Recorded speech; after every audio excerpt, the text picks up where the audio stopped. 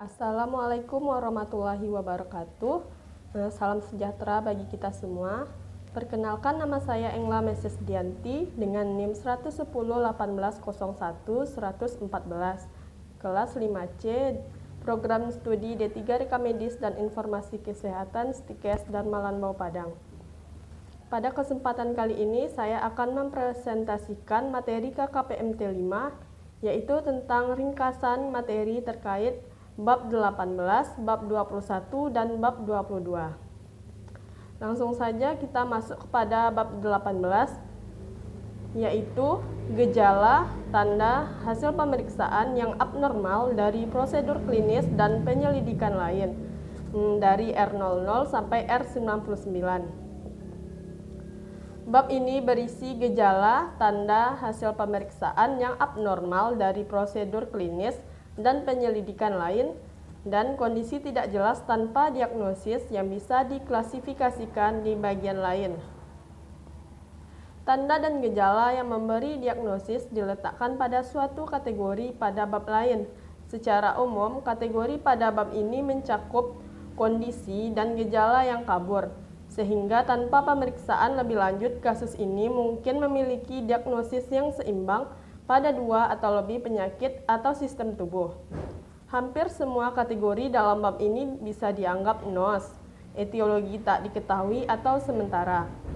Indeks alfabet harus dirujuk untuk menentukan gejala dan tanda yang akan dialokasikan pada bab ini atau bab lain. Subkategori sisanya .8 umumnya disediakan untuk gejala relevan lain yang tidak bisa diklasifikasi di tempat lain. Selanjutnya, kondisi dan tanda atau gejala yang termasuk dalam kategori R00 sampai R99 terdiri dari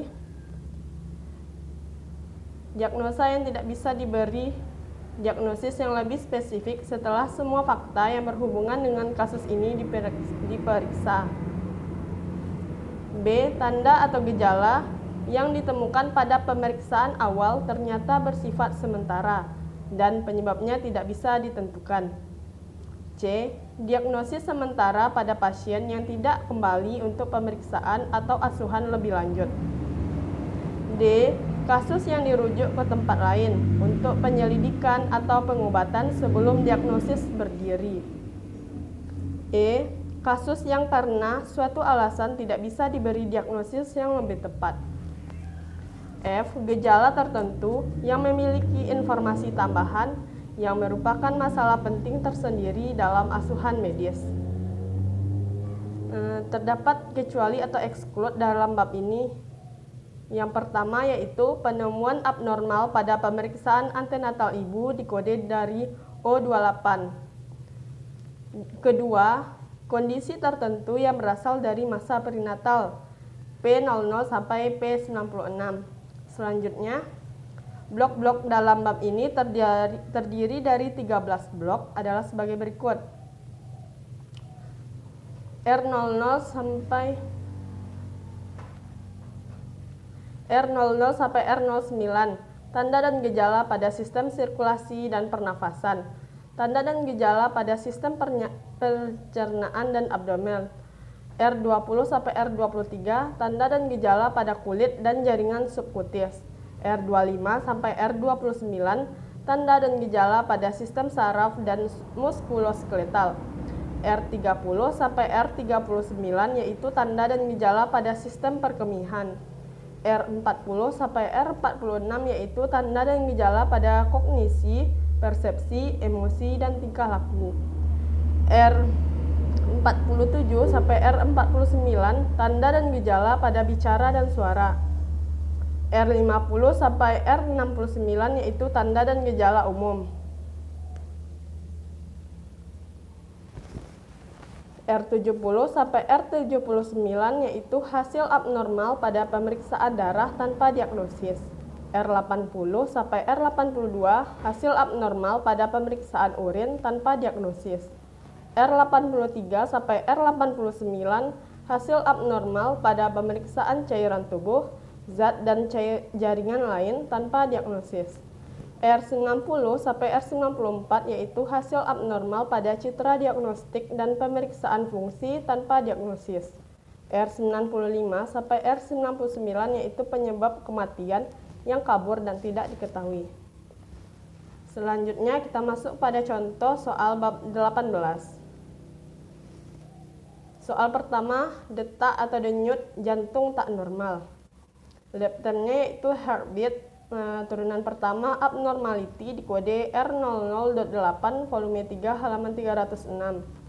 R00.8 other and unspecific abnormalities of heartbeat terdapat pada volume 1 halaman 758. Soal 2 nomor 2 yaitu ruam pada kulit. Kita dapat lab termnya yaitu RAS di kode R21 terdapat pada volume 3 halaman 549. R21 RAS and other unspecific skin eruption terdapat pada volume 1 halaman 764. Selanjutnya kita masuk pada bab 21 yaitu tentang faktor-faktor yang mempengaruhi status kesehatan dan kontak dengan pelayanan kesehatan Z00 sampai Z99. Catatan dalam bab ini yaitu bab ini jangan digunakan untuk perbandingan internasional atau untuk pengkodean mortalitas primer. Kategori Z00 sampai Z99 disediakan untuk saat-saat ketika keadaan selain penyakit, cedera, atau penyebab eksternal yang bisa diklasifikasikan pada kategori A00 sampai Y89 tercatat sebagai diagnosis atau masalah. Ini bisa muncul dalam dua macam cara. Yang A, ketika seseorang yang mungkin sakit atau tidak sakit mengunjungi sarana pelayanan kesehatan atau SPK untuk suatu tujuan khusus, misalnya untuk mendapatkan asuhan atau pelayanan terbatas untuk kondisi sekarang, untuk menyumbangkan organ atau jaringan, untuk mendapatkan vaksinasi pencegahan, atau untuk membicarakan masalah yang bukan penyakit ataupun cedera. Lanjutan B. Ketika terdapat keadaan atau masalah yang mempengaruhi status kesehatan seseorang, tapi keadaan atau masalah itu bukan merupakan penyakit atau cedera sekarang. Faktor seperti ini bisa muncul ke permukaan pada survei kependudukan. Ketika seseorang mungkin sedang sakit atau tidak sakit atau tercatat sebagai suatu faktor tambahan yang harus dipikirkan ketika seseorang memperoleh asuhan untuk suatu penyakit atau cedera. Blok-blok pada bab ini berjumlah 7 blok, yaitu Z00 sampai Z13 adalah orang-orang yang mendatangi SPK untuk pemeriksaan dan penyelidikan. Contohnya yaitu pertama, pemeriksaan tumbuh kembang rutin, 2. Pemeriksaan kesehatan untuk SIM dan administratif lain, 3. Pemeriksaan khusus orang tanpa keluhan atau diagnosis, 4. Pemeriksaan follow-up suatu penyakit, post-terapi, dan seterusnya. Blok Z20 sampai Z29 yaitu orang-orang dengan potensi ancaman kesehatan sehubungan dengan penyakit menular. Contohnya, kontak dengan dan terpapar penyakit menular, karier penyakit infeksi, dan memerlukan tindakan aturan profilasi dan sebagainya. Blok Z30 sampai Z39 yaitu orang-orang yang mendatangi SPK sehubungan dengan reproduksi. Contohnya, 1. Manajemen kontraseptif, 2. Bayi tabung, 3. Antenatal screening, 4. Tes kehamilan, 5. Supervisi kehamilan, 6. Postpartum care, dan lain-lain. Blok Z40 sampai Z54 yaitu orang-orang yang mendatangi SPK untuk prosedur dan asuhan kesehatan spesifik. Contohnya, transplantasi rambut, tindik telinga, follow-up post-operasi plastik, fitting, suatu alat bantu, gigi palsu, dan sebagainya. Blok Z55 sampai Z65 yaitu orang-orang dengan potensi ancaman kesehatan sehubungan dengan sosioekonomik dan psikososial. Contohnya, yang pertama, masalah terkait pendidikan dan buta huruf. 2. Pekerja terpapar faktor resiko. 3. Masalah terkait perumahan dan lingkungan ekonomi. Blok Z70 sampai Z76. Orang-orang yang mendatangi SPK sehubungan dengan hal-hal lainnya. Contohnya konsultasi seksual, konsultasi gizi, masalah pola hidup, rasa jenuh, kurang istirahat, stres, dan seterusnya. Blok selanjutnya yaitu Z80 sampai Z99, yaitu orang-orang dengan potensi ancaman kesehatan sehubungan dengan riwayat keluarga dan pribadi, serta kondisi tertentu yang mempengaruhi status kesehatan.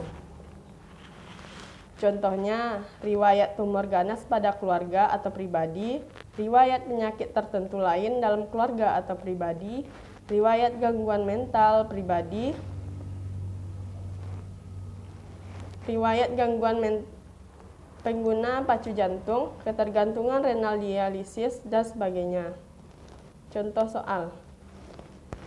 Yang pertama itu cabut jahitan luka operasi. Termnya removal from of dressing. Turunan pertamanya dressing di kode Z48.0 volume 3 halaman 553. Z48.0 attention to surgical dressing and suture volume 1 halaman 997. Soal nomor 2, masuk rawat untuk program bayi tabung. Termnya fertilization assisted NECH di kode Z31.3 volume 3 halaman 273. Z31.3 Other Assisted Fertilization Methods volume 1 halaman 991. Bab selanjutnya itu bab 22. Kode untuk tujuan khusus U00 sampai U89. Biasanya penggunaan kode U ini digunakan untuk kejadian penyakit yang disebabkan oleh wabah atau pandemi. Blok-blok pada bab ini terdiri dari 2 blok, yaitu U00 sampai U49, kode sementara penyakit baru yang etiologinya tidak pasti. U80 sampai U89, agen bakteri yang resisten terhadap antibiotika. U00 sampai U49, professional assignment of new disease of uncertain etiology. Terdapat U04, severe acute respiratory syndrome atau SARS. U04.9, severe acute respiratory syndrome atau SARS. Selanjutnya bakterial agent resistant to antibiotik U80 sampai U89. Catatan, kategori ini jangan sekali-sekali digunakan untuk kode primer.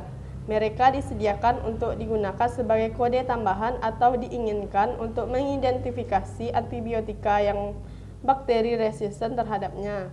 Pada infeksi bakteri yang diklasifikasikan di tempat lain, terdapat U80, yaitu agen yang kebal terhadap penisilin dan antibiotika terkait. U80.0, agen yang kebal terhadap penisilin. U80.1, agen yang kebal terhadap meticilin. Selanjutnya, U80.8, agen yang kebal terhadap antibiotika terkait penisilin lain. U81, agen yang kebal terhadap vancomycin dan antibiotika terkait. U81.0, agen yang kebal terhadap vancomycin. U81.8, agen yang kebal terhadap antibiotika terkait vancomycin. U88, agen yang kebal terhadap antibiotika ganda. U89, agen yang kebal terhadap antibiotika lain dan tidak dijelaskan. U89.8, yaitu agen yang kebal terhadap antibiotika tunggal lain yang dijelaskan. U89.9, yaitu agen yang kebal terhadap antibiotika yang tidak dijelaskan. Baiklah, sekian hasil materi dari saya. Apabila ada kesalahan dan kekurangan, saya Mohon dimaafkan. Semoga materi ini bermanfaat bagi kita semua. Saya sudahi dengan wassalamualaikum warahmatullahi wabarakatuh. Sampai jumpa.